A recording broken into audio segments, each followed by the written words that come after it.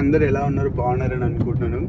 అయితే ఏదైతే ఈ 2 రోజుల క్రితం మన నేపాల్లో విధ్వంసం జరిగి అంతమంది చనిపోవడానికి కారణం మళ్ళీ గల్లంతైనది ఉందో, దీని వెనుకల అందరూ రకరకాల ఏదో వ్యూస్ కోసమో లేకపోతే సంథింగ్ టీఆర్పీ కోసమో అని చెప్పేసి చైనా చేస్తుంది అది అని చెప్పేసి అంటున్నారు. కానీ యాజ్ ద ఫ్యాక్ట్ ఏంటంటే, ఏదైతే మన భూమిపై జరుగుతున్న గ్లోబల్ వార్మింగ్ వల్ల ఈ మన నేపాల్లో అంత ఐస్ ప్రదేశాలు ఉంటాయి కాబట్టి అందులో నుంచి ఒక భారీ ఐస్ అనేది కరిగి దాని అడుగు భాగం అనేది కిందికి పడడం వల్ల అమాంతం వెళ్ళేసి వాటర్ మీద పడేసరికి అది ఒక వరద రూపంలో, చాలా భయంకరమైన వరద రూపంలోకి వచ్చేసింది. దానివల్ల ఇంతమంది ఎఫెక్ట్ అయిపోయి చనిపోవడం జరిగింది. సో ఇది యాక్చువల్లీ ఫ్యాక్ట్. దీని వెనుక ఏ దేశము కుట్రనో ఏం లేదు.